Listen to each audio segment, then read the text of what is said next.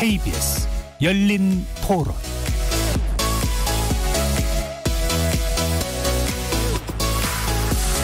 안녕하십니까. KBS 열린 토론 정준희입니다. 비트코인은 우리가 알고 있는 경제와 다르게 가고 있는 모습들이 있기 때문에 곧 빠질 거라고 생각하고 있고, 어떻게 보면 약간 허상? 당분간은 이 기존을 유지는 하겠지만 제도적으로나 아니면은 뭐 어떤 사회적인 인식의 변화라든가 그런 것들이 수반되지 않는다고 하면은 일장 춘몽처럼 끝나지 않을까. 어쨌든 지금은 강하게 가고 있으니까 저 같으면 투자할 것 같은데요. 사행성이 사실 맞기는 한 것 같은데 순기능이 없는 것도 아니니까 암호화폐 중에서는 그나마 믿을 수 있을 것 같아요. 전례 없는 유동성이 풍요롭잖아요. 그렇다 보니까 그게 뭐 부동산으로도 갔다가 주식으로도 갔다가 어쨌든 간에 이렇게 거품이 낄 수 있는 곳에는 다 요즘에 몰리는 게 아닌가 생각을 하고요. 과세를 한다는 거는 화폐로 인정한다는 그런 뜻 아닙니까? 이게 어딘가에 뭐 쓰일 수 있는 그런 진짜 화폐라면 그 정도의 가치를 갖는 게 당연하지만 제 개인적으로는 그 정도 가치는 없다고 생각을 하거든요. 세금을 매기려면은 인정을 하고 나서 세금을 매겨야지, 비트코인이든 가상화폐를 인정도 하지 않으면서 거기에 따른 세금을 매긴다는 것 자체는 앞뒤가 맞지 않는 거 아닌가. 계속해서 사람들이 많이 관심을 가지기 시작하면 정부나 뭐 이런 금융 당국에서도 그거에 따른 조치들을 취하지 않을까라는 생각은 하게 됩니다. 거리에서 만나본 시민들의 의견 어떻게 들으셨습니까? 경제의 역사는 일면 화폐의 역사이기도 했습니다. 교환 가치가 안정적인 현물에서 금과 은을 매개로 한 경제로, 그러다 다시 지폐가 시장 경제 활성화를 뒷받침했습니다. 또 몇 년 전부터는 암호화 기술의 바탕을 둔 가상화폐가 등장했죠. 대표적인 암호화폐가 바로 비트코인인데요. 3년 전 세계를 들썩이게 했던 논란의 비트코인이 다시 돌아왔습니다. 폰지 사기 열풍이라는 비난을 받으며 가치가 급락했던 비트코인은 코로나19 대유행 와중에도 꾸준히 상승세를 보이더니 지난 2017년 12월에 고점을 갱신하는 저력을 이번 주에 보여줬습니다. 국내 시장에서도 상승세가 이어지고 있는데요. 특히 20, 30대를 중심으로 한 투자 열기가 꽤 뜨거워지고 있다고 하죠. 오늘 KBS 열린 토론에서는 역대 최고가를 기록한 암호화폐 비트코인이 다시 불어올린 열풍, 그걸 뒷받침하는 힘은 무엇이고 3년 전과 무엇이 같거나 다른지, 암호화폐를 보는 시각은 또 어떻게 달라졌는지 차분히 짚어보면서 암호화폐의 미래에 대해서도 다각도로 조망해보는 시간 마련했습니다. KBS 열린 토론은 여러분이 주인공입니다. 문자로 참여하실 분은 샵 9730 누르시고 의견 남겨주십시오. 단문은 50원, 장문은 100원의 정보 이용료가 붙습니다. KBS 모바일 콩, 트위터 계정 KBS 오픈, 그리고 유튜브를 통해서도 무료로 참여하실 수 있습니다. 날카로운 의견과 뜨거운 참여 기다리겠습니다. KBS 열린 토론 지금부터 출발합니다. 살아있습니다. 토론이 살아있습니다. 살아있는 토론, KBS 열린 토론. 토론은 라디오가 진짜입니다. 진짜 토론, KBS 열린 토론.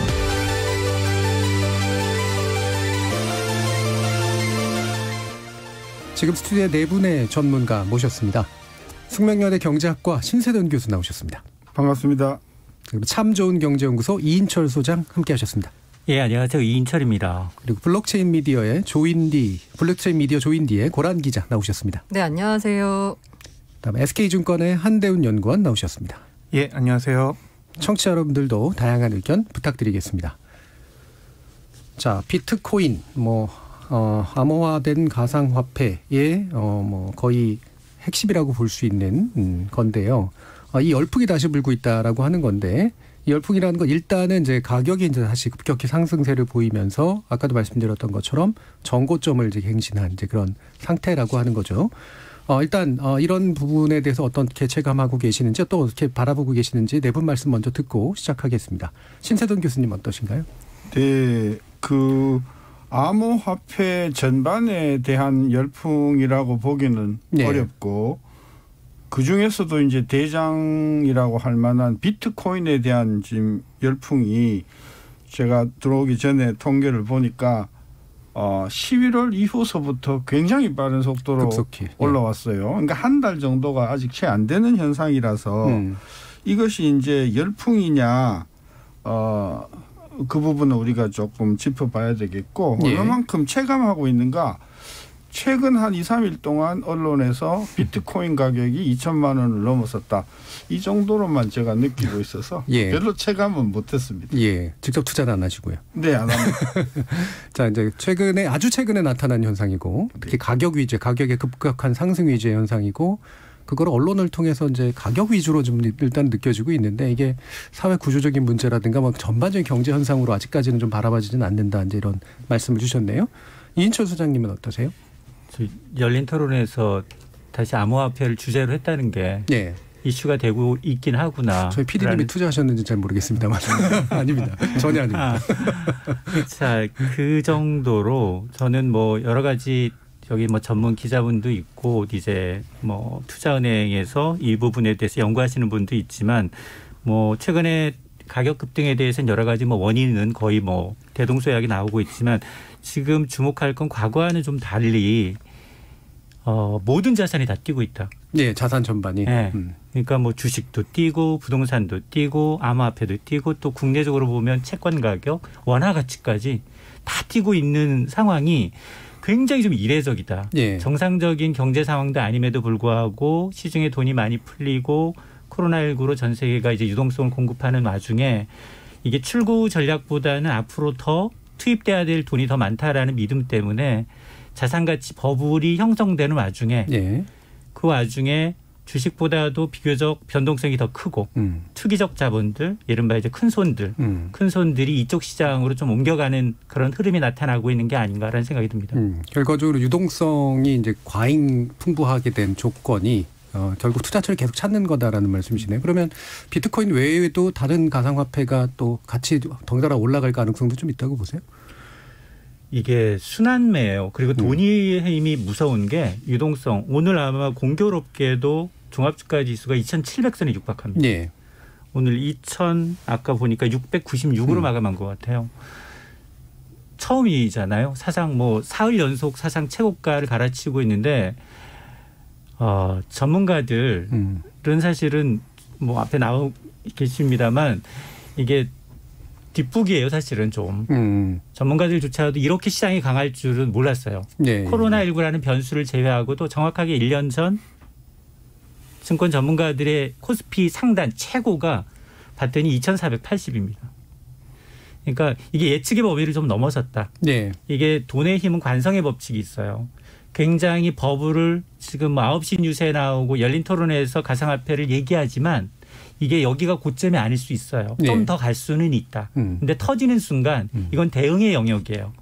주식은 안전장치가 있어요. 네. 30% 넘게 되면 사이드카가 된다든가 전체 선물시장 대비해서 5% 넘게 되면 각각의 안전장치가 있어서 과열을 시키는 장치가 있지만 이 암호화폐는 거래소도 제각각이고요. 전 세계 수천 개의 코인이 있어요. 수천 개의 코인 가운데 지금 대장주인 비트코인만 전고점을 넘어섰을 뿐이지 나머지 알트코인이라고 하는 잡코인은 전고점에 반토막도 안 구한 것들이 많습니다. 네. 그러다 보니까 돈이 더 이제 풀린다는 가정하에 이게 순환매로 다른 잡코인으로 이제 순환매가 나타날 수는 있지만 근데 이제 이게 정말로 빠지기 시작하면 대응이 잘 안 되는 부분이기 때문에 굉장히 위험하다라고 생각을 합니다. 예, 기존 어떤 투자 대상과는 좀 다르고 불안정한 측면 아마 뒤에서도 좀 더 얘기해 주실 수 있을 것 같습니다. 자, 그럼 고란 기자님은 어떻게 보시고 있나요? 네, 제가 블록체인 미디어라고 하는데 주로 그 암호화폐, 디지털 자산 시장과 관련된 그 뉴스를 주로 다루는 미디어고요. 조인디라는 것 자체가. 그러다 보니까 최근에 원래 투자하고 계시던 분들이 관심이 많아진 건 맞습니다. 그런데 우리가 열풍이라고 할 때는요. 단순히 가격이 올랐다고 해서 열풍이라는 말을 붙이는 게 아니라 사회 문화적인 현상이 돼야 되거든요. 근데 지금을 보면 2017년 말, 2018년 초에 벌어졌던 사회적인 현상은 나타나지 않고 있습니다. 제가 보는 이유는요. 이 비트코인 말고도 아까 비트코인 변동성 말씀하셨는데요. 최근 올 하반기에 나타난 비트코인의 변동성은 나스닥보다도 작습니다. 그런 정도로 이 소위 대박 꿈을 노리는 분들이 이미 주식시장에서 많이 동학개미라는 이름으로 해서 이미 사회 현상이 나타나고 있었거든요. 그래서 그때와 같은 열풍은 아니고 다만 가격이 그중에서도 특히 전체 암호화폐 시장의 60% 점유율을 차지하고 있는 비트코인이 전고점을 뚫었기 때문에 아마 언론이 관심을 가지면서 지금 이 시간에도 주제로 다루는 것 같고요. 그리고 그 전고점을 뚫었다니까 좀 의아해 하시는 분들이 있는 것 같아요. 아니 내가 기억하기로는 비트코인 가격이 2,800만 원까지 간 것 같은데 지금 기준으로 보자면 국내에서 2,100만 원 선에 거래가 되고 있거든요. 여기서 말하는 전고점이라고 하는 건 달러 기준 가격이고요. 당시 우리나라에서는 이른바 김치 프리미엄이라는 게 붙어서 해외보다 더 비싸게 거래됐습니다. 그래서 국내 기준으로는 전고점을 뚫지 못했지만 해외 기준으로는 전고점을 뚫은 상황입니다. 예, 알겠습니다. 지금 전반적인 이제 사회적 어떤 아마 3년 전하고 지금하고 이제 비교해 보는 그런 측면을 뒤에서 좀 더 얘기하겠지만 일단은 이제 역시 최근 현상에 그리고 아직은 과거의 3년하고 전반적으로 비교하기에 좀 이른 그런 측면이 있다고 이제 보시는 건 비슷하네요. 한대훈 연구원님 어떠신가요? 예, 저도 생각이 좀 비슷한데요. 그러니까 사실 비트코인 열풍은 2016에서 2017년에 불었던 게 맞는 것 같아요. 그때는 제가 이제 TV 프로그램에서도 이제 뭐 시사 프로그램이나 뭐 토론 프로그램에서 이제 많이 다뤘었죠. 근데 사실 제 주변에도 보면은 최근에 비트코인 투자를 했다라는 사람은 사실 좀 찾긴 힘들어요. 오히려 그때 비트코인을 사뒀다가 이게 지금 이만큼 올랐네라고 이제 하시는 분들은 계셔도 그래서 저는 열풍이라고 보지는 않고요. 저는 대신 그 단어를 좀 굳이 사용을 하면은 재평가가 되는 것 같아요. 그러니까 아까 뭐 유동성이 많이 풀렸고 지금 전 세계 모든 자산이 다 올랐는데 그 가상화폐, 암호화폐 시장 내에서 비트코인만 지금 이제 전고점을 돌파를 했다라는 말이죠. 다른 이제 알트코인들은 아직 그때 수준의 뭐 반도 회복을 못한 것들이 대부분이고요.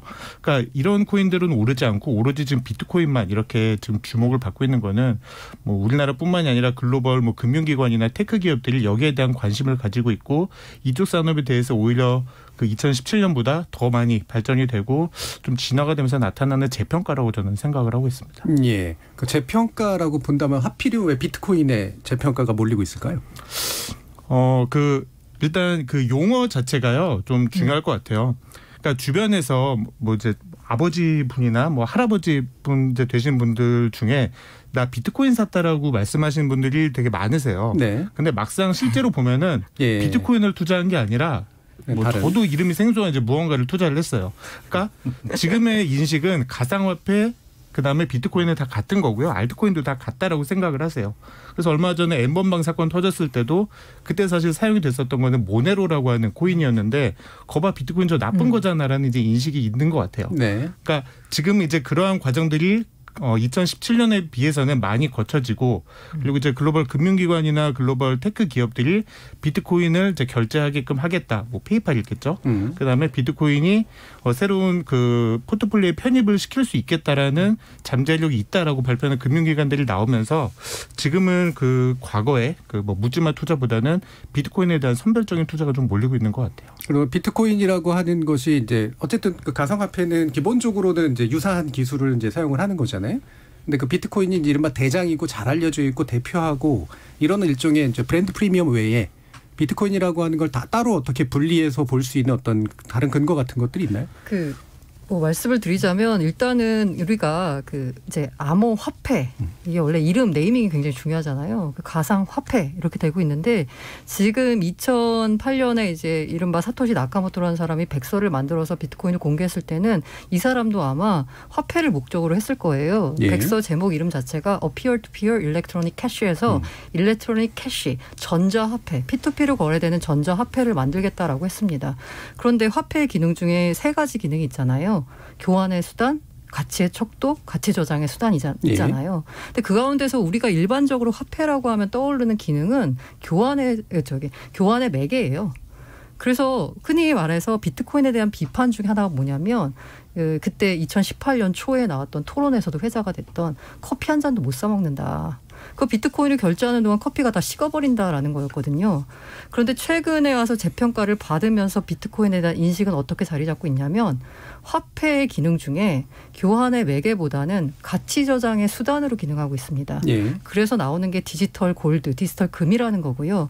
우리가 금 골드바 들고 가가지고 커피숍에서 커피 안 사 먹잖아요. 마찬가지로 이 교환의 매개를 위해서 화폐 기능, 지급 결제 수단으로서의 비트코인을 위해서는 사실 만약에 이제 기업과 기업 간에 큰 돈이 거래될 때는 비트코인 쓸 수도 있지만 이렇게 소매 결제 수단으로는 비트코인을 실제적으로 사용하려고 한다. 이런 목적으로 쓰는 거는 뭐 거의 없다라고 보고 있고요.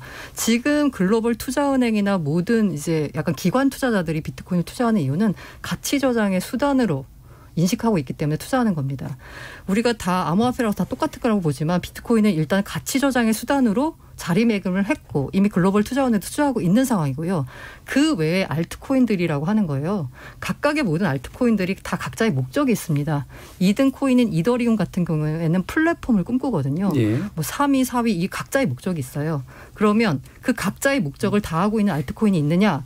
라고 보면 아직 고개를 갸웃거리게 되거든요. 그럼 이 상황에서 지금 그 목적을 충실하게 이행하고 있는 건 사실상 비트코인밖에 없고 그게 이른바 이제 경제 환경에서 다 인정받고 있는 건 비트코인밖에 없기 때문에 사실 다른 평가를 받을 수밖에 없는 게 지금의 상황입니다. 그렇게 이제 어떤 교환뿐만이 아니라 자산의 가치를 저장하는 가치를 저장하는 그런 기능이 비트코인이 이제 거의 제대로 인정받고 있게 된 상태다라고 얘기하는 게 페이팔이나 이런 이제 되게 유력한 어떤 그 업체들이 이거를 결제 수단이라든가 이런 걸로 채택해 줬기 때문에 이를테면 승인해 줬기 때문에 나타났던 효과가 아닌가. 그럼 그거를 뒷받침해 주는 어떤 핵심적인 어떤 뒷부분의 뭐 기술이랄까요? 아니면 배경이 되는 시스템이랄까요? 이런 게 뭐냐라는 그런 질문이거든요.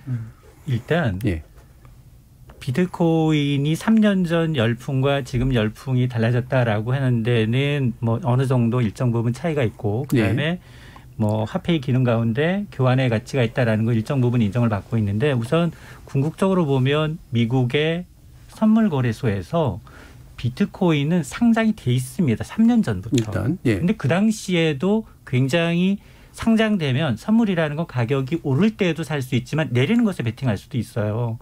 시카고나 뉴욕 상품거래소에서 비트코인은 거래가 되고 있어요. 우리도 금이 거래되고 있지. 금, 은, 구리, 동 다 거래가 되잖아요. 근데 비트코인만 돼 있는 거예요 지금. 미국에서. 그러니까 투자 자산으로 인정을 하고 있는 겁니다.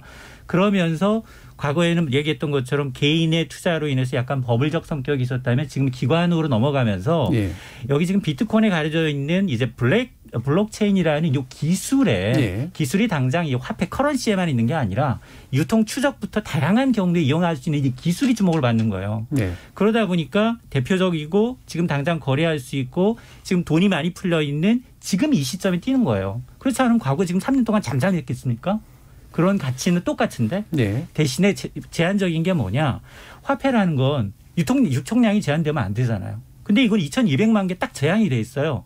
파면 팔수록 반감기가 돼서 과거에 10년 과거에 열흘 걸렸던 거 지금은 뭐 20일 걸리고 이른바 채굴이라고 채굴 기간이 더 길어지고 제한돼 있어요. 그러면 당연히 희소성 때문에 수요와 공급 측면에서 수요는 딸리는데 공급은 딸리는데 수요는 많아지면 가격이 오릅니다. 그러니까 화폐의 가치 저장의 수단은 맞지만 이게 더 확장적인 측면에서 화폐라는 건 아까 얘기한 세 가지 기능 외에 화폐가 되려면 적어도 이제 뭐 유동성 그리고 유동성뿐만이 아니라 물가의 안정의 수단이 돼야 돼요. 그러니까 화폐로서의 기능이 완전히 아직은 자리 잡지 않았다. 물론 이 이면에 들어있는 이 블록체인 기술에 대해서는 기관들이 높이 평가하는 건 맞다. 근데 화폐로서의 정성적 기능을 확인하기는 아직은 좀 멀었습니다. 그러니까 블록체인 기술이 이제 배경이 있고, 근데 블록체인 기술을 가장 잘 활용하면서 주류화된 비트코인의 어떤 나름의 기능성을 인정하는 기관이 인정해 준 정도의 수준인데 말씀하신 화폐의 기타적 기능까지 아직까지 인정된 상태는 아니다. 뭐 일단 신사동 교수님도 한번 말씀 주시죠. 그 아까 가치의 수단이다라고 해서 이것 때문에 이제 뭐 비트코인이 굉장히 매력적이다라고 하는 말씀을 하셨는데 그 가치가 통화로서의 화폐로서의 기능을 가지려면 그 가치가 매우 안정적이어야 돼요. 근데 이 비트코인은 그러지 못해요. 이놈 가치가 뭐 하루 사이에도 그냥 수십 % 등락을 하잖아요. 그래서 화폐로서의 기능은 없다 이게. 어느 정도 예측성이 있어야 되는데. 그 아까 가치의 수단으로서의 화폐의 기능이 아까 세 번째라고 했는데 그 기능은 없다. 저는 이 비트코인의 가장 중요한 핵심은요. 거래를 감출 수 있는 기능. 이게 이제 그게 블록체인 기술 아닌가요? 이 블록체인 기능으로 인해서 거래가 어떻게 되는지를 숨길 수 있는 기능을 갖고 있는 거예요. 네. 이것이 비트코인의 가장 중요한 장점이기 때문에 통화당국이나 국가에서는 이 기능을 허용하는 것이 국가의 어떤 관리에 보탬이 되는가, 이 문제 때문에 굉장히 고민을 많이 했고, 모든 중앙은행은 그런 기능이라고 하면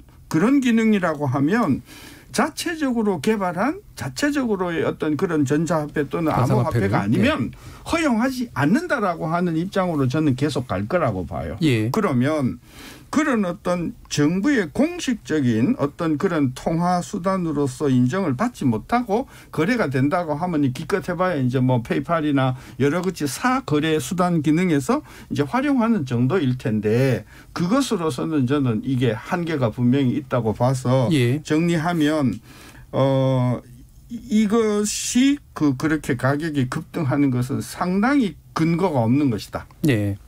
그러니까 실물 경제하고 연동성이나 이런 것들이 적어도 통화 당국의 입장에서 봤을 때 이것을 공식적인 화폐로 인정하기에는 가능성이 저는 10%도 없다고 봅니다. 지금 이제 약간은 본질적인 이제 한번 얘기됐던 본질적인 차이, 보시는 시각의 차이가 이제 잘 드러난 것 같은데요. 결국은 이런 이제 그 블록체인 기술을 활용한 가상화폐가 탈중앙화를 목적으로 하기 때문에 중앙은행과의 병립이라고 하는 것이 근본적으로 불가능한 측면들이 있지 않습니까? 그것의 상대적 기능이라는 게 또 거기에 있는 거기도 하고. 자, 고란 기자님 이 부분에 대해서 다른 생각이 좀 있으신 것 같은데요. 다시 한번 말씀드리지만 화폐 아까 말한 교환의 매개로 출발했는지 모르겠지만 지금 현재로서는 화폐라고 부르기는 어렵고요. 자산입니다. 자산. 그렇죠. 네. 그래서 금처럼 그냥 투자할 수 있는 자산인 거예요. 그러면 금처럼 가치는 어디서 나오느냐라고 물어보면 금의 가치는 어디서 나오냐라고 또 물어볼 수 있는 거죠. 결국 어떤 자산의 가치는 그 자산이 가치가 있냐 없냐라고 믿는 사람들의 신뢰에서 오는 겁니다. 네. 지금 3년 전과 비교했을 때 사람들의 신뢰가 쌓인 상황이고요. 그 신뢰에 이렇게 바로 나타날 수 있는 증거가 뭐냐면 글로벌 기관 투자자들이 이미 투자를 시작하고 있다는 점이죠. 그런 측면에서요. 저도 비트코인이 화폐, 우리가 일상적으로 쓰는 화폐 기능을 할 거라고는 보지 않습니다. 투자 자산의 성격으로만 기능을 한 거고요. 정부가 인정을 하고 말고 차원은 이미 아까 이인철 소장님이 말씀하셨듯이 이미 CME 거래소에서 거래가 되고 있는 상황입니다. SEC가 공인한 벡트라는 거래소에서 그 미국에 있는 규제 당국이 규제하는 거래소에서 이미 비트코인 선물이 거래되고 있는 상황인 거고요. 화폐 측면에서 접근하는 건 좀 맞지 않다라고 보고 있고요. 아까 이제 화폐 세 가지 기능 중에 이미 두 가지를 충족하고 있다라는 말씀을 주셔서 네네. 네, 그래서 지금 얘기가 왔다 갔다 했잖아요. 충족을 하고 있지만 지금 현재 쓰이는 상황은 자산의 측면으로서 기능하고 있다. 투자 자산의 하나다. 금과 비슷한 성격이다라고 보시면 될 것 같고요. 그 추적 가능한 부분에 대해 있어서 이게 뭔가 감출 수 있다라는 말씀을 하셨는데요. 요거에 대해서 약간만 조금 부연 설명을 드리자면 사실 익명성과 가명성은 다른 문제입니다. 익명성은 그야말로 다 감추는 거고요. 가명성은 이게 가명, 이름을 그냥 다르게 할 수 있다. 비신명화를 얘기하는 거죠. 맞습니다. 그래서 비트코인은 거래를 오히려 아주 투명하게 다 추적할 수 있습니다. 그 체인이 어떻게 이동했는지 누구나 다 추적을 할 수가 있어요. 다 볼 수가 있습니다. 그 익스플로러라고 하는 곳에서. 근데 차이가 뭐냐라고 보면 그러면 이 A라는 지갑 주소에서 B라는 지갑 주소로 비트코인이 이동한 건 누구나 다 볼 수 있습니다. 전 세계 모든 인구가. 그런데 A의 지갑 주인이 누구고 B의 지갑 주인이 누군지는 알 수가 없는 거. 이게 우려하는 바거든요. 똑같은 거죠. 그게. 하지만 그 A라는 지갑이 만약에 비트코인으로만 있는 게 아니라 결과적으로는 현물 경제에서 뭔가 쓰이려면 이거를 현금화하는 법정화폐로 바꾸는 과정이 필요하거든요. 이 법정화폐로 바꾸는 과정이 어디서 일어나느냐? 이른바 거래소에서 일어납니다. 그럼 거래소는 이들의 거래소 고객의 KYC, 신원 증명을 다 한 상태입니다. 그래서 거래소가 만약에 이 자금이 범죄에 활용된 자금이었다라고 하면 거래소에 요청을 합니다. 이 지갑 주인은 누구야라고 하면은 다 잡아낼 수 있습니다. 네. 실제로 불법 자금을 쓰이는 전 세계의 불법 자금을 쓰이는 이 어떤 그 수단 중에 99%가 달러고요. 단 1%만이 비트코인입니다. 그런데 비트코인이 범죄나 테러에 악용된다 그래서 막아야 된다라는 주장은 사실 범죄나 테러를 막기 위해서 달러 유통을 막아야 된다라는 주장과 다를 바 없는 거죠. 그건 다른 거죠. 다른 거고 아까 익명성하고 이게 A에서 B, B에서 C, C에서 D 쫙 가잖아요. 그 결국은 이제 마지막 사람이 결국은 이제 뭐 환전을 하든지 네네. 아까 이야기한 대로 드러난다고 하지만 저는 만약에 그런 말하자면 거래를 허용한다고 하면 그게 지금은 전체 거래량에서 극히 일부가 페이팔이나 이걸 통해서 거래가 되기 때문에 중앙은행 차원에서 이게 신경을 안 써서 그러지 네. 만약에 페이팔이나 또는 다른 매체를 통해서 비트코인을 통한 거래가 규모가 굉장히 커지면 이것은 국가적인 그 통화체제 자체를 흔드는 거기 때문에 그건 절대로 허용하지 않을 거고요. 아까 자산으로서라고 해서 가치가 있다고 했는데 이게 뭐 금과 같은 것이다라고 했는데 금에 대한 국민들의 어떤 가치를 느끼는 거하고 비트코인에 대해서 가치를 느끼는 것의 그 규모를 비교하면 역사를 비교하면 금은 수천 년 동안 쌓인 어떤 그런 전통이 있는 맞습니다. 거고요. 비트코인은 기껏해야 지금 뭐 20년, 10년이잖아요. 그러니까 그 규모에 비해서는 그게 비교가 맞아요. 안 되는 거다. 따라서 자꾸 금이나 그런 걸 비교해서 비트코인의 가치가 있다고 주장하는 것은 무리다. 그다음에 하나만 더 정리할게요. 이게 뭐 시카고의 그 상품 거래소나 아니면 증권 회사들이 이 거래를 허용했다고 해서 그것이 가치가 있다는 것을 의미하지는 않는 것이다. 그것은 이것이 돈이 되는 거니까 이 사람들이 이걸 통해 가지고 거래를 허용한 것이지. 시카고 상품거래소나 증권회사가 거래한 것 중에서 얼마나 많은 것들이 부도가 나거나 부실이 되거나 투자가 실패한 거나 많이 있어요. 그렇죠? 그래서 우리는 이제 이 청취자들이 비트코인이 시카고에서 거래가 됐고 뭐 JP 모건이 뭐 거래를 승인했고 페이팔이 했다고 해서 이것이 그 가치가 있는 것이라고 쉽게 생각하시지는 말고 굉장히 조심하라. 네, 맞습니다. 그래서요. 자, 그 부분을 가지고 지금 일단 정리하고 지금 가야 될 것 같고요. 일단은 이 부분에 좀 집중을 해 주셨으면 좋겠습니다. 이제 익명성과 비실명에 관련된 문제는 어쨌든 레이블이 붙어 있는 상태니까 이제 그걸 어느 단계에 현금화하느냐에 따라 가지고 다른 거라 완벽한 익명과는 분명히 다르다라는 점은 뭐 인정이 될 수 있을 것 같고요. 자산을 이제 금과 동일한 수준의 자산으로 평가할 수 있냐는 약간은 좀 다른 문제인 것 같고. 그 부분에 대해서 말씀을 드리자면요. 그래서 아니요. 제가 잠깐 정리하고요.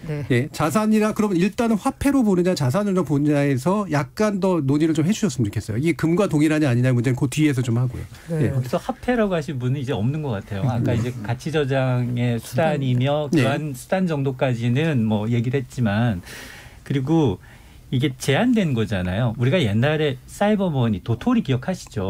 도토리 가지면 그렇습니다. 거기에서 그 플랫폼에서 이용하는 물건 사기도 하고 선물도 주고 받을 수 있었던 그런 수준이에요. 근데 이게 가상 암호화폐와 좀 다른 점은 기록이나 어떤 이런 암호화폐의 이 어떤 보안 그리고 이런 것들이 정보보호 기술이 굉장히 뛰어나다라는 점 때문에 주목을 받고 있는 거고 그걸 앞서서 제가 말씀을 드렸습니다만 뭐 추적이 불가능한 뭐 유통이라든가 다른 측면에 하기 위해서 대기업들 글로벌 IT 기업들이 여기에 굉장히 컨소시엄을 형성해서 이거에 중앙을 기울이고 있고 각국 정부 차원에서도 지금 이제 이 지폐 없는 사회를 추구하면서 유럽 각국에서는 시도를 하고 있었던 상황이었는데 때마침 이런 보안 기술이 유통이나 이제 이런 위변조가 불가능한 정보가 있다면 접목시키는 건 어떻겠냐 이런 논의 과정이 있었었는데 이게 등장한 겁니다. 그런데 문제는 뭐냐 이게 처음부터 앞서서 이제 비트코인의 경우에는 총량이 정해져 있고 갈수록 어렵게 되어 있고 그러다 보니 지금 유동성을 움직이고 있는 헤지펀드들이에요. 기관 투자가들이. 헤지펀드는 시카고 상업거래소에는 영원도 팔 수 있습니다. 영혼도 3개월 후에 이 가격이 오를 거냐 내릴 거냐를 두고서 보이지 않는 상품을 갖고서 돈놀이하는 장소예요. 예, 실제로 팔리진 않고 있죠. 아닙니다. 예. 그러니까 그럴 정도로 그러니까 투기적 상품이지만 이게 서비스 산업의 어떤 부가가치를 창출한다는 측면에서 넣은 거예요. 그러니까 지금 이게 뭐 물물 교환의 수단이며 굉장히 일본에서는 세금도 낼 수 있고요. 앞서 말씀하셨던 것처럼 가서 어느 국가에 가면은 일부 지방법원에서는 화폐 가치를 인정하는 데도 사실은 있어요. 프랑스 같은 경우에 일부 지방법원이 있습니다. 그럼에도 불구하고 굉장히 제한적이고 절대 불특정 다수들이 다 인정하는 게 아니기 때문에 가치 저장의 수단으로 금과 비교하는 것도 사실은 맞지는 않다. 자산의 측면에 있어서요. 제가 그 부분에 있어서 드리고 싶은 말씀이요. 아까 그 가치가 어디서 나오느냐, 믿는 사람이 얼마나 되느냐에서 나온다고 해서 단다고 말씀을 드렸잖아요. 지금 현재 비트코인의 시가총액 금의 3.7%밖에 안 됩니다. 그 얘기는 무슨 얘기냐면 비트코인이 가치가 있다라고 믿는 사람이 그 정도밖에 안 되는 거예요. 그래서 지금 현재 비트코인이 가치가 있다라고 믿는 사람은 그 정도 가격이 뭐 싼지 비싼지에 대한 평가가 있을 거고 가치가 없다라고 믿는 사람은 당연히 이건 투기고 버블이고라고 생각하는 건 너무나 당연한 것 같고요. 예. 다만 제가 드리고 싶은 말씀은 그렇게 믿는 사람이 금에 비해서는 금의 역사보다도 짧고 금에 비해서 전 세계적으로 믿는 사람이 없기 때문에 현재 금 시가총액의 3.7%에 불과하다라는 말씀을 드리고요. 네. 제가 계속 얘기를 하면서 사실 잠깐 깜빡한 게 있는데요. 제가 이렇게 말씀드리는 건 저는 가치가 있다라고 믿고 있기 때문에 사실 투자를 하고 있습니다. 제가 투자를 하고 있기 때문에 약간 긍정적인 방향으로 말씀을 드린다는 점 이 점은 좀 염두를 해두셨으면 합니다. 이해관계 충돌을 대비한 선언이셨습니다. 예, 한대훈 연구원도 말씀 주시죠. 예, 사실 저도 처음에 이 네이밍을 잘했어야 되는데 가상화폐라고 하다 보니까 너무 화폐에만 맞춰져 있는 것 같아요. 근데 저는 이제 이 말씀을 드리고 싶어요. 그러니까 사실 금이랑 비교하면 비트코인은 금이 아니라고 하는 게 어떻게 보면 당연하죠. 그러니까 수천 년의 역사 그리고 금과 비교할 수 없는 수준이다. 이제 10년밖에 되지 않았는데 이걸 비교하는 건 어불성설이고, 근데 또 역으로 생각을 해보면 태어난 지 이제 막 10년 된 애가 금이랑 비교는 된다라는 거를 오히려 좀 평가를 해줄 수 있을 것 같고요. 사실 이 디지털 금이라는 거를 뭐 우리나라나 뭐 저희가 먼저 했었던 얘기가 아니라요. 미국의 금융기관들이 맨 처음에 했어요. 근데 미국의 금융기관들은 왜 이런 얘기를 했었냐면은 금이 역사가 굉장히 길잖아요. 근데 사실 예전에 영국이나 미국이나 보면 근본이제를 택했었지만 결국에 부채가 늘어나고 했을 때 근본이제를 폐지를 했었습니다. 그래서 이제 닉슨이 1971년에 그 불태원 선언을 했죠.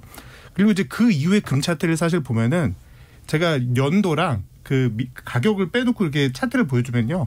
비트코인 차트라고 믿는 분들이 굉장히 많으세요. 그러니까 71년부터 금 차트를 그려보시면은 그 불태원 선언 이후에 73년부터 변동성이 꽤 심하다.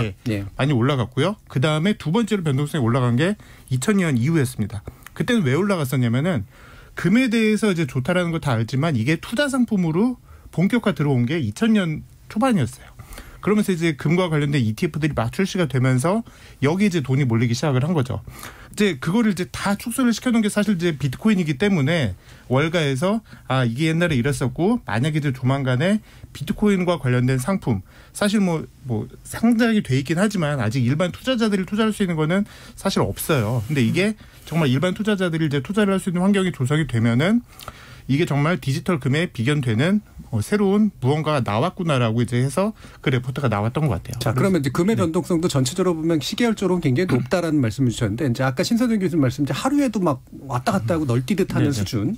거기에 대해서 뭐 서킷 브레이크님 이런 거 주식에서 하는 것처럼 제동을 할 수 있는 장치가 없는 상태 하고는 비교하기가 좀 어렵지 않은가라는 그런 질문이 좀 있거든요. 그 부분은 이렇게 말씀드리고 싶어요. 그러니까 제가 주식시장을 전망을 하고 있는데 주식은 하루에 6시간 정도 열립니다. 근데 비트코인 이 암호화폐 시장은 24시간 열려요.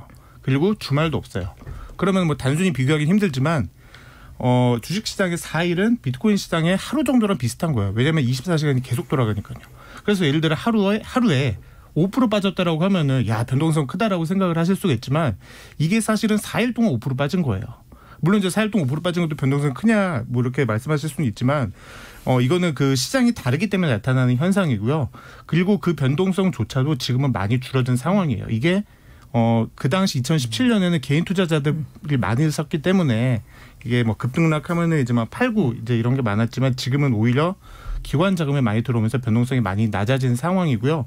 그런 뭐 투자자 보호 장치나 이런 것들은 사실 이제 막 논의가 되면서 생기고 있는 단계예요. 그러니까 아까 말씀드렸지만 이제 태어난 지 10년이 됐고 지금 이제 올해가 기관 투자의 원년이 되는 해인데 뭐 왜 이런 게 없냐라고 하면서 너무 평가절하를 하기에는 이 시장이 좀 빠르게 성장하고 있다라는 것도 좀 같이 좀 봐주셨으면 안전장치는 좋겠습니다. 주류화되면서 아마 이제 제도화의 여부하고 달려 있을 테고 그러면 지금 말씀하신 거에서 스케일이 이제 4분의 4배란 얘기잖아요. 일반적인 것 주식이나 이런 거 비교하면 그거를 시간을 늘려주면 변동성이 비슷하게 보일까요? 그러면?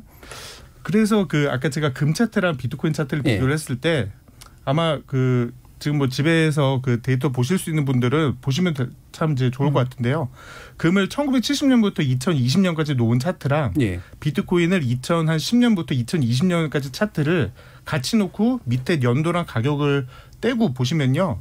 사실 맞추기가 굉장히 쉽지가 않습니다. 다만 이 비트코인은 굉장히 응축해서 이게 빠른 게 지금 전개가 되고 있는 거고요. 그래서 제가 지금 뭐 금도 변동성이 높으니까 비트코인도 변동성 높은 게 뭐 별 문제가 안 된다 이게 아니라 지금 저희가 믿고 있는 사실 금도 그러한 과정을 거쳤다라는 거죠. 그리고 그건 또 시간 스케일이 약간 다른 얘기인 것 같아서 일단 시장에서 변동성 하면은 막 그 2017년, 18년 떠올리는데요. 지금은 그렇게까지는 아니고 사실 비트코인을 뺀 아까 말씀드린 그 알트코인들 있잖아요. 알트코인들은 정말 말 그대로 진짜 변동성 큽니다. 근데 비트코인만 놓고 보자면 사실 나스닥보다도 변동성이 작은 게 지금 상황입니다. 그러니까 아까 그 우리가 통계적으로 50년 수치를 이렇게 10cm로 줄이고 10년치를 10cm로 줄여서 비슷하다고 해서 변동성이 비슷하다고 하는 것은 그것은 전혀 그 합리적인 말씀이 아니고요.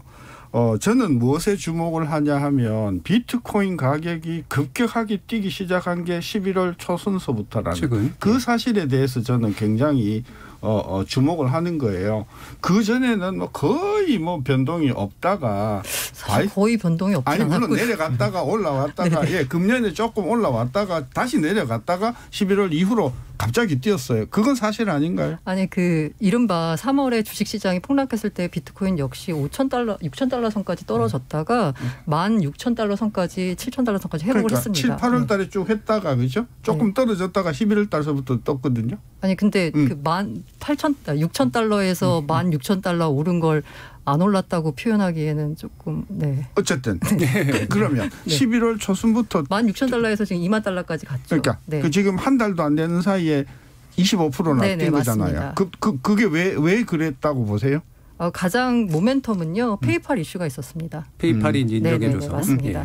그때 시장이 오른 걸 보면은요. 앞서 말씀드린 대로 이 전반적인 기조가 모든 자산시장에 버블이 있었던 거고요. 그다음에 두 번째가 기관 참여자가 늘어났다는 거고 세 번째 트리거를 당겨준 건 사실 페이팔 이슈가 있습니다. 페이팔이 비트코인을 채택을 하면서요. 자, 그럼 이 부분에서 이제 마지막 1부 마치기 전에 이제 버블이냐 아니냐 이 부분에 대해서 얘기를 해주시면 좋을 것 같은데 아까 이제 소장님께서 인초 소장님께서 이제 버블에 자산에 낀 버블 이상의 버블일 수도 있다 이런 얘기를 해주셨어요.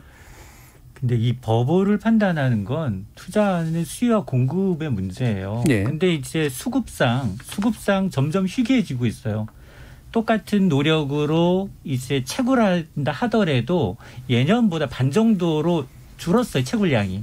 그러면 당연히 비트코인은 공급은 줄어드는 대신에 지금 이처럼 기관 투자자들은 목돈을 갖고 들어와요. 목돈을 갖고 들어오니까 이 시장은 굉장히 쌍방향이 아니라 일방통행일 수밖에 없는 상황인 건 맞아요. 근데 제가 걱정하는 건 뭐냐면 이렇게 익명성과 보안성이 강한 그것 때문에 매력적인 투자처로 보이는 이 비트코인이 정작 이걸 거래하는 거래소가 허술해요. 그래서 털립니다. 타겟이 돼요. 그렇다면 우리가 예금 보하듯 5천만 원 원금 투자 이자가 되느냐. 예금 보자 안 된다는 겁니다. 과거에도 있었고 지금도 있어요. 그래서 아마 해커들이 익명성 보안성을 이유로 가장 이제 이 현금화하기 쉬운 비트코인을 원하지만 실상 이 거래되고 있는 게 한정이 돼 있고 채굴하는 게 한정이 돼 있기 때문에 가격은 기관들이 붙기 시작하면 우상향할 수밖에 없어요. 그러니까 이게 앞서서 이제 뭐 하루에 주식시장이 6시간이지만 이게 24시간 거래되기 때문에 변동성이 그거랑 비교하면 상대로 비교할 수 없다라고 하는데 앞서 지적하셨던 것처럼 한 달 만에 25% 이상 올라가요. 제가 정확하게 우리 기사에서 우리 텔레비전 방송에서 비트코인이 2,100만 원 육박합니다. 전고점 육박합니다. 그날 바로 1,900만 원대로 떨어졌어요. 24시간도 안 돼서. 그리고 난 다음 또 지금 또 올랐어요. 그러니까 이 변동폭이라는 게 우리는 그래도 24시간 왜냐하면 주식시장은 우리가 한국 주식시장은 6시간이지만 그다음은 유럽이 개장하고요. 그다음 미국이 개장해요. 거의 연관돼 있어요. 어느 쪽이 뛰고 어느 쪽이 한꺼번에 따로 놀지가 않거든요. 그런 걸 감안하게 되면 변동성 굉장히 크기 때문에 이게 이 개인 투자가들이 대응할 영역이 아니라는 거예요. 제 얘기는. 근데 아까 2,100만 원에서 1,900만 원 된 거면 10% 떨어진 거거든요. 근데 코스닥이나 코스피에서도 10%씩 떨어지는 종목 많지 않나요? 종목.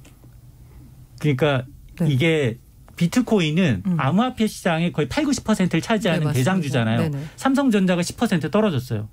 무슨 일이 났나? 싶은 거 아닌가? 그러니까 충격이 다를 거라는 이제 말씀이시죠. 차지하고 있는 비중 때문에. 한대훈 연구원님. 제가 참 오늘 그래프를 보여드리면 좋은데요. 예전 같으면은 비트코인 가격이 그렇게 10% 떨어졌을 때 계속 추세적으로 떨어졌어요. 근데 지금은 보면 10% 떨어졌을 때 굉장히 반등하는 속도가 빨랐습니다. 정말 하루도 걸리지 않을 정도로 빠르게 반등을 하잖아요. 그래서 이제 이 자금들이 어떻게 움직이나를 한번 이제 보니까 2017년에는 아시아가 주도를 했어요. 한국, 중국, 일본이 거의 수요의 대부분을 이제 했습니다. 근데 지금은 아시아에서 오히려 자금이 빠져나가고 그렇게 자금이 빠져나갈 때마다 그 뭐 미국을 비롯한 뭐 어디인지는 모르겠죠. 근데 미국에서 이제 계속 비트코인에 매수가 들어오는 거예요. 그래서 제가 그 그레이스케일이라고 하는 회사를 그래서 이제 생각을 해본 건데 그 회사가 비트코인을 신탁을 이제 하는 회사예요. 그 회사가 지금 매일 비트코인을 얼마 정도 산 날을 이렇게 매일 이제 데일리로 이제 보고서를 발표를 하는데요. 보면은 지금 며칠째 굉장히 많은 비트코인을 사고 있어요. 그러니까 그 말인즉슨 예전에는 개인 투자자들 중심이어가지고 빠지면은 정말 걷잡을 수 없을 정도로 빠졌지만 이제는 그렇게 빠졌을 때 오히려 지금 막 기관 투자자들이 붙고 있고 그래서 저는 이 손바꿈이 좀 나타나는 것 같아요. 예전에는 정말 빨리 비트코인을 빨리 시작을 했었던 소위 뭐 고래라고 하죠. 많은 비트코인을 가지고 있었던 사람들이 팔았을 때는 시장에 충격이 왔지만 지금은 오히려 그런 분들이 팔았을 때 팔았네 하면서 사는 금융기관들이 좀 많이 늘어나고 있는 것 같아요. 그러니까 주류화되고 이제 받아주는 쪽들이 이제 많아질수록 그 변동의 어떤 양상들이 좀 약간 안정화 추세로 갈 수밖에 없다. 이제 이렇게 보시는 건데 버블 측면은 어떻게 보세요? 그래서 저는 사실 그 아직 버블인지 아닌지에 대해서는 잘 모르겠습니다. 왜냐면은 사실은 뭐 누구나 잘 모르죠. 네. 그렇죠. 왜냐면 사실 저도 비트코인을 뭐 상대적으로 좀 굉장히 뭐 낙관적으로 보고 저도 뭐 투자도 해봤었고 그러기 때문에 좀 그쪽으로 좀 바이어스가 됐을 수 있기 때문에 좀 조심스러운데요. 단기적으로는 뭐 빠르게 오른 건 맞아요. 근데 그거는 뭐 비단 비트코인뿐만이 아니라 아까 비트코인 25% 정도 올랐다고 말씀을 해주셨지만 그 한 달 동안 코스피도 16%가 올랐어요. 그럼 이제 코스피도 그럼 단기적으로 많이 오른 거냐 버블이냐라고 했을 때는 이제 아직 저희가 뭐 판단을 하긴 좀 이르잖아요. 그래서 비트코인 역시도 지금 단기간에 빠르게 오른 거는 맞다. 근데 이게 그 나중에 몇 년 뒤에 얼마가 될지는 모르겠지만 그때 봤을 때 이게 지금 버블이라고 판단을 하긴 좀 이른 것 같아요. 그래서 단기간에 많이 오른 거 맞는 것 같습니다. 네네. 버블에 관련해서 뭐 간단하게만 한 번씩 언급. 저는 한 가지만 지적을 하죠. 기관 투자가가 주도하고 있다는 게 저는 굉장히 조금 불안해요. 왜요? 네. 예. 그러니까 2017년도 때는 기관들은 잘 알지도 못했고 비트코인이 그리고 저게 저렇게 일반 그 2030들한테 광풍을 끼는구나 전혀 생각을 못했었는데 한번 거품이 딱 꺼지고 나서 보니까 야 이것만큼 확실한 돈 되는 사업이 없구나 싶어서 저는 들어온 것이라고 보기 때문에 기관들이 주도적으로 시장을 만들면서 치고 빠지고 하는 것들을 우리가 너무 많이 봐왔기 때문에 저는 기관들이 들어왔다는 것이 더더욱 개인 투자가의 희생을 저는 노리고 들어오는 가능성이 크다고 보는 오히려 고란 기자님. 그 기관이 와서 사실 역사적으로 가장 큰 역대급 버블은 사실 다 기관들이 만든 버블이었어요. 개인이 만든 게 아니라. 근데 유일하게 2017년에 그 만들었던 버블은 이른바 개인들 그리고 고래라고 해도 어쨌든 초기에 비트코인을 매수를 해가지고 비트코인을 많이 보유한 개인들이 만든 버블이었거든요. 그래서 그때 버블이 꺼질 때 일부 이제 이쪽 투자 쪽에 약간 뭔가 전망하는 사람들은 야 역대급 버블은 언제나 기관이 만들었기 때문에 이 시장에서 개인들만 먹었다 버블 때.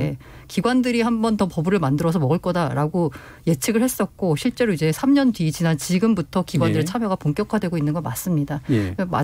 그래서 아마 단기간에는 정말 버블을 키울 수도 있을 것 같고요. 저는 지금 상태가 뭐 버블의 가운데 있으면 버블인지 알지 못하기 때문에 버블인지 아닌지 모르겠지만 말 그대로 기관이 들어와서 판을 더 키우기에는 아직까지 비트코인의 시가총액이 그 미국에 상장되어 있는 기업들과 ETF 등등과 비교했을 때 20위권이에요. 이른바 기관들이 와서 해먹으려면 아마 더 키워야 될 것 같아서 버블이냐라고 보면 더 커질 가능성이 있다라는 2017년은 겁니다. 버블이었어요? 아니었어요? 2017년은 개인이 만든 버블이었죠. 아니 그러니까 그게 버블이었어요? 아니었어요? 저는 버블이었다고 생각합니다. 지금 똑같잖아요. 지금은 버블은요. 언제 정의가 되냐면 끝나고 나야 알죠. 네네. 네. 그래서 지금 버블이냐 아니냐는 것은 터지면 이게 떨어질 거냐 그 질문이거든요. 네네. 우리는 떨어진다고 이제 보는 것이죠. 그러면 저는 그 답을 바꾸면 지금 가격보다 더 상승 여력이 있다라고 아직까지는? 바꾸겠습니다. 네, 알겠습니다. 그런데 그 헤지펀드의 성격상 정말 고액 자산가들이 단기간에 수익을 내기를 원하는 자금 성격이에요. 헤지펀드는 손바뀜이 크고 버블은 기관이 만든다라는 말이 그 말이거든요.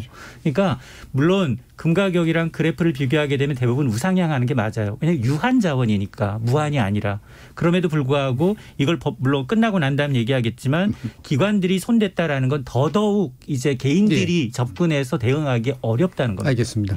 예, 지금 저희 또 문자캐스터가 오래 기다리고 있어서요. 예, 청취자 의견 이제 또 들어보야겠습니다. 문자캐스터 정희진 씨 불러보겠습니다. 네, 청취자 여러분이 보내주신 문자 소개해드리겠습니다. 설계님, 지금은 거품 구간입니다. 지금 들어가면 다 고점에서 물리는 겁니다. 정부 정책에 따라서 가치가 0이 될 수도 있습니다. 현준우님, 비트코인은 화폐 기능보단 가치 저장 수단에 가깝다고 봅니다. 디지털 금 정도로 봐야 하지 않을까요? 다니엘 부시님, 비트코인이 금과 같다고요? 금은 생활에서 전자장치뿐만 아니라 여러 곳에 이용되는 광물입니다. 반면 비트코인은 인간에게 어떤 유용함이 있나요? 비트코인은 사기꾼들이 만들어낸 대표적인 허상입니다. 세상만지고님, 거품일 때는 거품인지를 모릅니다. 만약 지금 투자하고 싶다면 빚은 내지 말고 자기 돈으로 해야 합니다. 안 그러면 후유증이 큽니다. 핑거스타일 에이블님, 아무리 투자 대상이라고 포장해도 좋은 투자 대상이라고 할 수는 없지 않을까요? 많은 사람들이 화폐로 사용이 가능할 것이라는 희망을 가지고 투자했을 것으로 생각되는데 그 가능성은 제가 보기에 매우 낮아 보입니다. 최민세용 기슈님, 출연하신 패널 모두에게 각자의 자산을 비트코인으로 바꿀 수 있는지 물어본다면 아마 다 싫어하실 겁니다. 모든 통화의 기능은 자국민의 통제 기능입니다. 비트코인은 그게 빠져 있습니다. 그것이 바로 어느 정부도 인정하지 못하는 이유입니다 해주셨고요. 이알리님, 멀지 않은 미래에는 기축통화가 힘이 없어질 겁니다. 로이백님, 기관 투자자들이 유입된 것을 보면 3년 전과는 분위기가 많이 다릅니다. 그리고 화폐라는 표현은 시대 흐름에 맞지 않습니다. 그냥 투자 대상으로 보면 됩니다 해주셨네요. 네, KBS 열린 토론, 이 시간은 영상으로도 생중계되고 있습니다. 유튜브에 들어가셔서 KBS 일라디오 또는 KBS 열린 토론을 검색하시면 지금 바로 토론하는 모습 영상으로 보실 수 있습니다. 지금 방송을 듣고 계신 청취자 모두가 시민 농객입니다. 계속해서 청취자 여러분들의 날카로운 시선과 의견 보내주세요. 지금까지 문자캐스터 정희진이었습니다. 토론이 세상을 바꿀 수는 없습니다. 하지만 토론 없이 바꿀 수 있는 세상은 어디에도 없습니다.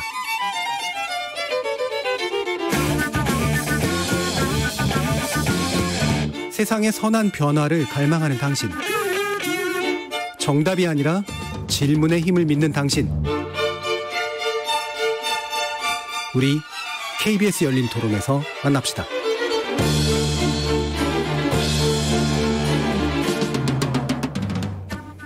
KBS 열린 토론, 오늘은 가상화폐 문제를 가지고 블록체인 미디어 조인디의 고란 기자, SK증권 한대훈 연구원, 숙명여대 경제학과 신세돈 교수, 참지훈 경제연구소 이인철 소장, 이렇게 네 분의 전문가와 함께하고 계십니다. 자, 아까 이제 고란 기자님께서 그러니까 가치가 있다고 믿는 사람들이 만드는 어떤 이제 자산적 성격에 대해서 얘기해 주셨고, 개인적으로 이제 가치를 믿는다라는 표현을 해 주셨어요. 그 가치를 이제 믿는 게 그냥 허상만이 아니라고 한다면 뭔가 나름대로 실제적, 내재적 어떤 가치에 대한 평가가 있으실 텐데, 그거를 이제 블록체인 기술 자체의 어떤 가치인가요? 아니면 거기에 더해진 어떤 측면들인가요?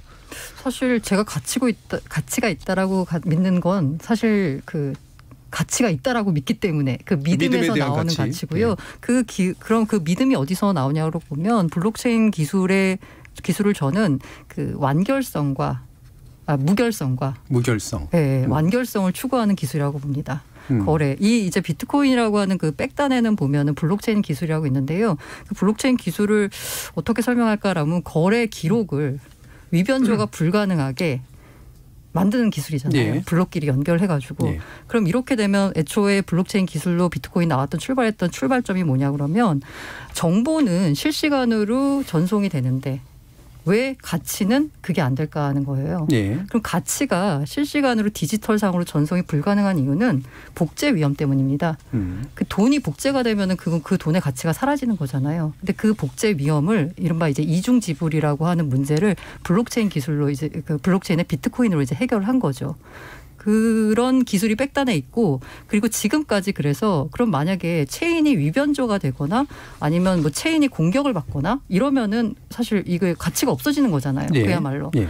그런데 유일하게 지금까지 나온 여러 가지 그 암호화폐들 가운데 한 번도 이런 그 체인 위변조나 공격을 받은 적이 없었던 코인이 바로 비트코인입니다. 예. 그리고 공급량이 2,100만 개로 제한이 됐기 때문에 자산 가치 측면에서는 분명히 뭔가 가치 조작의 수단으로 기능할 수 있다. 왜냐하면 공급량이 제한돼 있기 때문에. 예. 게다가 지금까지 그 기술적으로 한 번도 공격받은 적이 없는 유일한 코인이다. 예. 그래서 1세대 코인이고요. 비트코인이 그 기술 자체만 놓고 보자면 2세대 코인이라고 하는 이더리움을 보면 그 체인에다가 스마트 컨트랙트라는 일종의 부가 기능을 붙였거든요.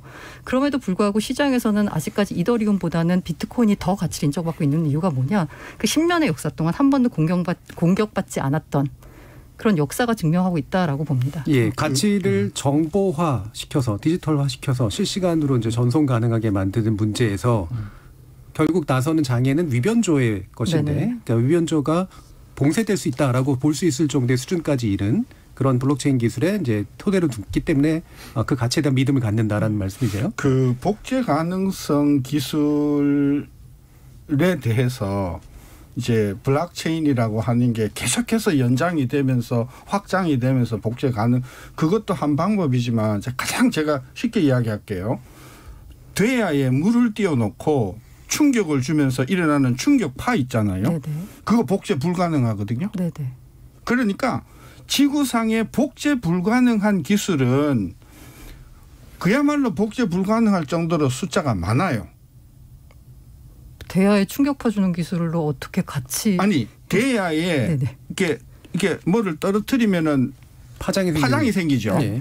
그 파장을 가로 10cm, 세로 10cm로 사진을 찍어서 그걸 전자 코드로 하면 그 절대로 복제 못합니다.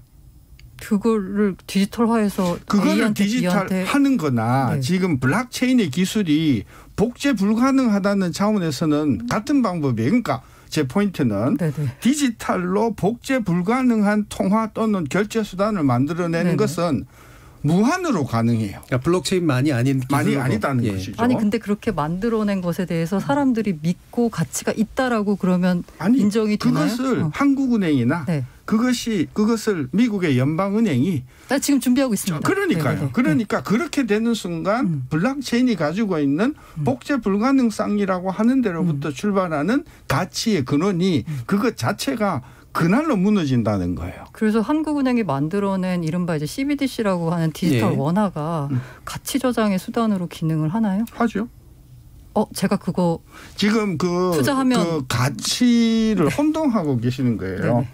우리 경제학에서 가치의 그 저장의 수단이라는 것은 그것 자체가 통화 단위로서 그 이름이 있을 거 아니에요. 원이 됐든 온이 됐든 안이 됐든 뭐라고 붙이든지 간에 붙이는 순간 그게 가치가 생기는 거거든요. 그럼 제가 그러면 좀 바꿀게요. 그럼 저는 예를 들어서 한국은행이 디지털 원화를 내놓는다고 해서 그거를 투자하진 않을 겁니다. 안 하죠. 네. 근데 저는 비트코인에 투자하고 있습니다. 한국은행은 투자를 바라는 게 아니에요. 한국은행이 원하는 것은 복제가 불가능한 전자화폐를 만들고 필요할 때는 공급을 무한정으로 누려서 근데 지금 그 비트코인이나 이런 그 크립토 커런시는 공급이 아주 제한되어 있고요.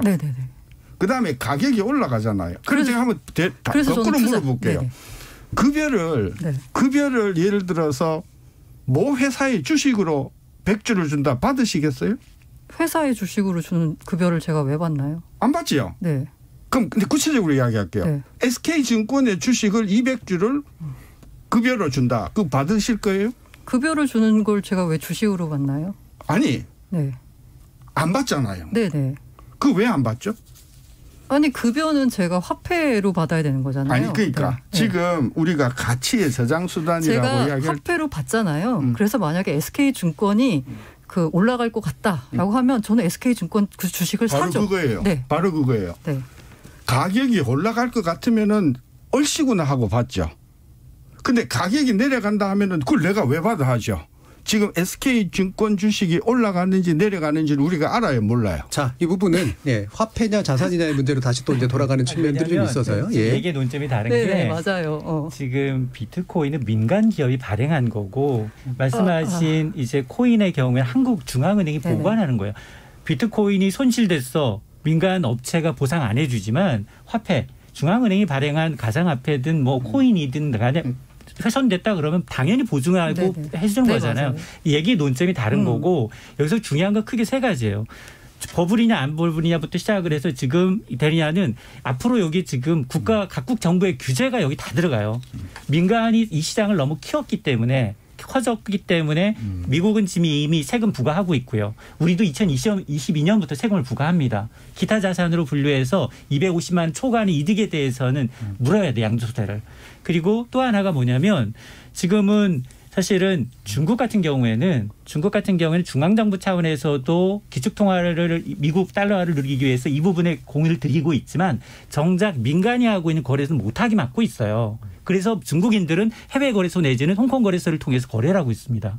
또 하나가 또 뭐냐면 이게 아마도 이제 이런 것들이 아마 돈의 어떤 적일 수 있는데 정부 규제 그리고 아까 얘기한 저기처럼 암호화폐나 이 기타 중앙은행이 직접적으로 민간과 이제 이 좋은 기술을 이제 협업을 해서 나중에 정말 화폐 없는 지폐 없는 사회, 돈이 없는 사회를 가게 위해서 중앙 정부가 발행하지 않는 한 이 논란은 끊임없이 계속될 겁니다. 자, 결국에는 이제 결국 지금의 논점은 그러니까 화폐로서의 기능을 결국 인정받기 위해서는 중앙 정부 내지 이제 중앙은행이 결국은 백업을 해주느냐 이제 그렇지 않은 문제가 결정적이다. 결국 경제학의 시각에서 이제 그럴 수밖에 없잖아요. 그래서 이 부분으로 이제 가는 것 같은데 참 SK증권 얘기가 자꾸 나와서요. 한번 좀 예를 들으라고.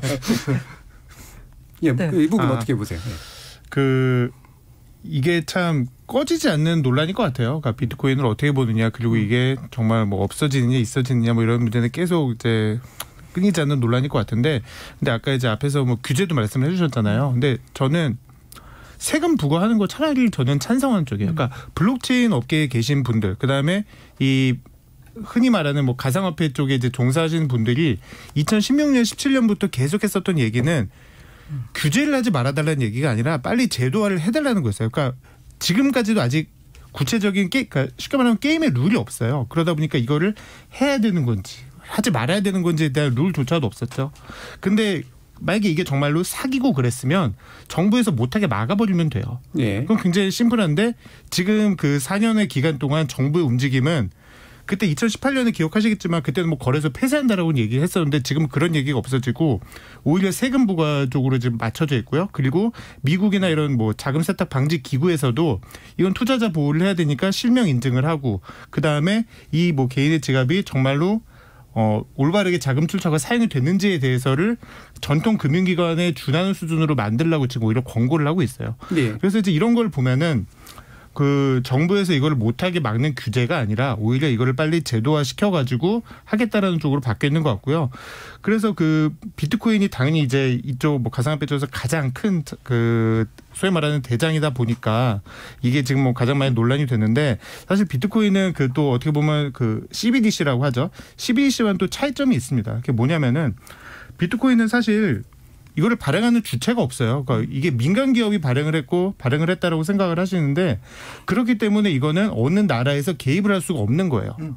근데 이제 반면에 한국은행에서 CBDC를 개발을 하고 미국 연준에서 이제 디지털 달러를 예를 들어 개발을 하면은 이거는 컨트롤이 가능한 거죠. 그래서 이것에 대해서도 사실 뭐 개념에 대해서는 좀 다른 부분이 있는 것 같습니다. 알겠습니다. 지금 김종현님은 내년 3월 특금법이 시행된다면 비트코인도 제도권 안으로 들어왔으면 인정하는 거 아닌가요?라는 그런 의견 주셨고요.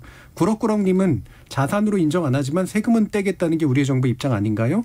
결국 인정할 수밖에 없을 겁니다라고 해서 결국 제도화 될 거냐 말 거냐의 문제가 계속 관심들이 많이 있으신 것 같은데 그럼 방금 이제 한 연구원님께서 말씀 주신 것처럼 두 가지 제도화의 방식이 있잖아요. 그러니까 비트코인의 어떤 거래라든가 이런 것들을 주류화시키고 제도화시키는 그런 방식이 있고 CBDC라고 이제 말씀해 주신 중앙은행이 아예 이제 화폐를 디지털 가상화폐를 중앙은행의 것으로 발행하는 그런 방법이 있고 이 두 가지가 이제 동시에 좀 진행이 될 거라고 보시나요? 어떻습니까? 지금 뭐 이미 다 되고 있고요. CBDC에 대해서는 지금 전 세계 각국의 중앙은행들이 다 연구를 하고 있고 아마 사실 전 세계적으로 제일 처음 디지털 화폐를 CBDC를 내놓은 것은 바하마입니다.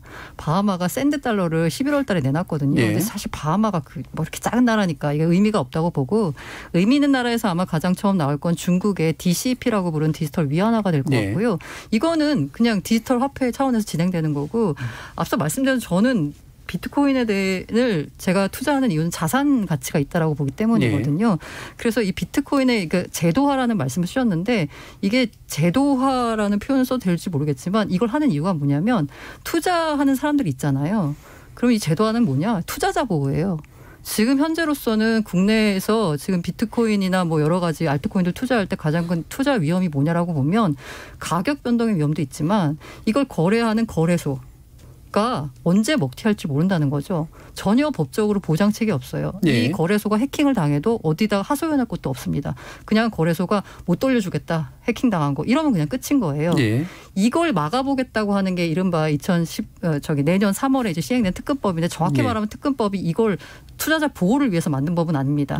그런데 거래소에 대한 사실상 인가제를 시행을 하면서 간접적으로 투자자 보호가 되는 거거든요. 그래서 제도화라고 하면 사실 투자자 보호책을 위한 여러 가지 장치가 마련돼야 된다라는 게 생각입니다. 그러니까 금거래나 주식거래나 뭐 이런 자산 거래를 할 때 이제 뭐 일어난 제도화 유사한 형태의 제도화일 거 아니에요, 결국에는.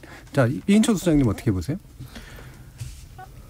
중국이 만일 하게 되면 아까 이제 소수 국가를 제외하고 중국이 하는 목적은 사실 달러화에 대한 도전이죠. 기축통화. 그러니까 전적으로 지금 뭐 중국은 정부 차원에서 한다면 하겠지만 근데 이게 기축통화가 되려면 화폐 발행량에서부터 이 무한적으로 공급을 하면서 본국은 어느 정도 손해를 봐야 되거든요. 미국이 지금 재정 적자가 누적되는 이유도 그렇고 그러면서 이제 해야 되는데 인구면 측면에서는 당연히 이제 중국이 주도하고 있는 자기네 나름대로 사용 인 측면에서는 높겠지만 미국이 과연 이걸 또 용인하겠느냐. 그래서 아마 미국이 먼저 선물 거래를 퍼주고 그러면서 중앙정부 차원에서 이 문제를 또 다루고 있는 측면도 분명히 있기 때문에 세금 문제, 규제 문제 굉장히 민감할 뿐 아니라 앞서 얘기한 투자자 보호가 전혀 안 돼 있는 상태이기 때문에 저는 이 자산이 가격이 오른다고 해서 덤으로 이 시장에 참여하는 건 굉장히 위험하다고 봅니다. 네, 신서준 교수님. 화폐가 아니다 이게 분명해진 것 같고요. 이게 사실은 금과 같은 화폐가 될 거라는 기대를 가지고 가격이 폭등을 했었는데 이제는 거의 화폐 기능이 아니라 이제 하나의 투자 대상으로서 정부가 또는 관계기관에서 투자자 보호를 해야 되고 하는 것은 전 당연한 일이다. 문제는 이게 긴 안목으로 봤을 때 금과 같은 가치를 계속해서 가지고 있을 것인가. 우리 이렇게 고란 기자님 같이 그런 분이 계속해서 늘어나면 계속해서 막 그런 사람이 많아지면 가격이 올라가겠죠. 네, 맞습니다. 저는 그렇지 않을 것 같아요. 그래서 얼마 안 있으면 그와 유사한 형태의 강력한 경쟁자가 생겨나면서 또는 그 거래소가 탄탄하면서 투자자를 보호하는 그런 어떤 상품들이 생겨나면서 저는 오히려 투자 가치라고 하는 것은 긴 안목에서 보면 1600년대에 있었던 튤립 가치 또는 아니면 남해 바다의 신기루 같이 한 번의 큰 광풍으로 전 지나갈 것이다. 기관 투자자들이 가장 우려하는 건 미국의 출구 전략이에요. 백신이 개발돼서 내년에 미국 경기가 좋아지기 시작하면 돈의 흐름은 바뀝니다. 지금은 돈이 풀린 돈이 자산가치 버블로 이어지다 보니까 주식, 부동산, 암호화폐 쪽으로 갔지만 출구 전략이 있어야하면 긴축 발작이기 때문에 가장 위험한 자산부터 빼요. 그러면 누가 가장 먼저 뺄 거냐. 기관 투자자 입장에서 암호화폐에서부터 뺍니다. 한 연구원님까지 말씀 주죠.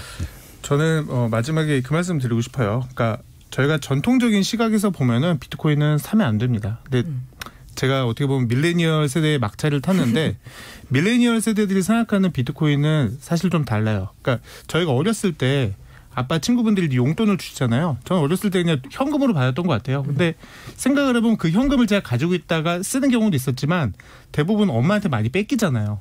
근데 그러다 보니까 요즘 어렸던 친구들은 문화상품권으로 받는 걸 좋아했어요. 왜냐하면 이걸 가지고 인터넷에서 결제가 가능했기 때문에 이제 좋아했죠.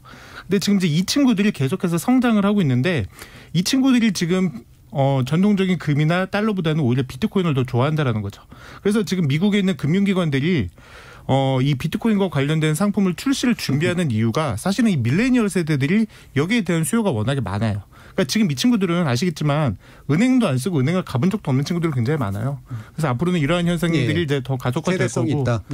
그래서 향후에 밀레니얼 세대들이 주축이 되고 그 이후에 뭐 Z세대들이 주축이 됐을 때는 오히려 지금보다는 좀 다른 움직임이 나타날 것 같습니다. 그 밀레니얼 세대 때 막차라는 표현을 쓰셨는데 첫차 같은데 막차신가요? 첫차는. 첫차. 제가 첫차를 끊었습니다. 끝이라고 보기엔 좀 약간 연세가 있어 보이셔가지고. 하나만 제가 해볼게요. 그 넥타이를 보면요.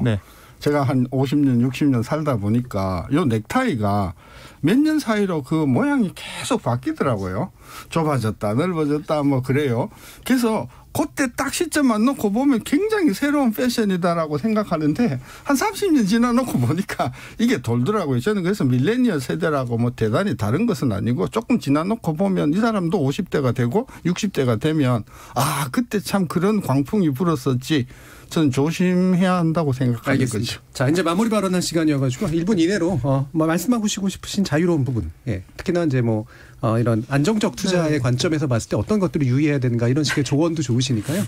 저는 늘 말씀드리는데요. 모든 투자 판단은 투자자 본인의 몫입니다. 저 개인적으로는 가치가 있다라고 보기 있기 때문에 투자를 하고 있지만요. 모든 투자 판단 투자자 본인의 몫이고요. 제가 주변 분들한테 항상 추천드리는 게 있어요. 적립식으로 분할 매수하라고요. 원전이 가격 변동성이 아까 말씀하셨는데요. 떨어질 수도 있습니다. 하지만 적립식으로 투자하면 장기 우상향하는 자산이라고 믿는다면 적립식 투자를 추천드리고요. 가치가 없다면 당연히 접근하지 마셔야 될 게 맞습니다. 알겠습니다. 최경영의 경제쇼인 줄 알았습니다.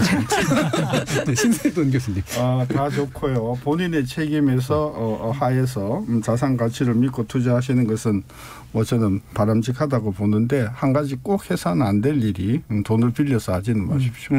돈을 빌려서 하지는 말아라. 현재 이게 투자보다는 투기성 자산에 가깝다. 예금자 보호 안 되고 그리고 보안성 강점이지만 거래소 털리면 보상받을 대비책이 없기 때문에 이걸 뭐 주식시장은 종목 보고서라도 있잖아요. 이건 보고서 자체가 없어요.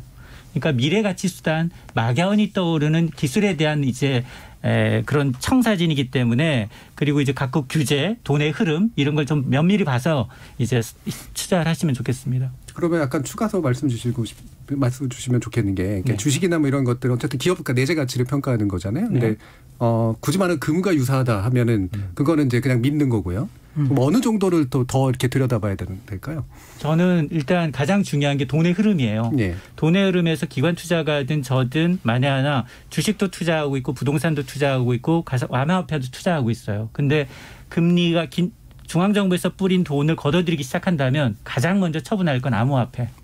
그리고 주식. 그다음 부동산 순으로 갈 것 같아요. 그러니까 그건 대부분의 사람들이 공통적으로 생각을 갖고 있다라고 저는 믿고 있기 때문에 이게 뭐 돈의 흐름도 있고 각국 규제도 있고 세금도 있고 굉장히 여러 가지 문제가 걸려 있거든요. 이걸 좀 면밀히 좀 들여다봐야 됩니다. 투자할 때. 오히려 암호화폐를 둘러싼 주변의 맥락이나 환경을 보는 것이 더 필요하다라는 그런 말씀처럼 들리네요. 한대훈 연구원님. 저는 마지막으로 이 말씀을 드리고 싶어요. 항상 새로운 게 나올 때는 늘 저항도 많고요. 처음에 나왔을 때는 굉장히 논란도 많습니다. 그리고 저희가 이러한 새로운 것들이 나왔을 때 논란의 중심이 되는 거는, 그러니까 논란의 근거가 되는 거는 과거 이랬었다라는 것들이 항상 많았었고요. 사실 비트코인이 저도 2017년 끝나고 어떻게 보면 없어질 수도 있겠다라고 생각을 했는데 그때 이제 미운 우리 새끼였죠. 지금 약간 뭐 100조까지는 아니지만 이렇게 뭐 100조로 부활을 하고 있는 이 시점에서 비트코인에 대해서 너무 그렇게 부정적으로만 생각을 안 하셨으면 좋겠습니다. 예, 알겠습니다. 자, 오늘 비트코인 그리고 이제 블록체인 기술 등에 관련된 가상화폐 문제를 논의했는데요. 오늘 토론 함께해 주신 참 좋은 경제연구소 이인철 소장, 숙명여대 경제학과 신세돈 교수, 블록체인 미디어 조인디의 고란 기자, 그리고 SK증권의 한대훈 연구원 네 분 모두 수고하셨습니다. 감사합니다. 네, 감사합니다. 감사합니다.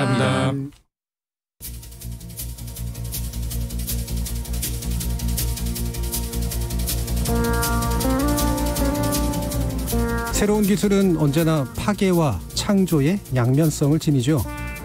블록체인처럼 대단히 유용한 기술이 이른바 파괴적 혁신을 통해 의미 있는 사회구조의 변화를 이루는 데까지 갈 것이냐, 아니면 가상화폐를 둘러싼 이런 논쟁 속에서 그 일부의 희생이나 파괴만을 남긴 채 사라질 것이냐에 대해 우리 사회가 또 유의미하게 지켜봐야 될 순간인 것 같습니다. 오늘 토론 여기까지 진행하겠습니다. 지금까지 KBS 열린 토론 정준이었습니다.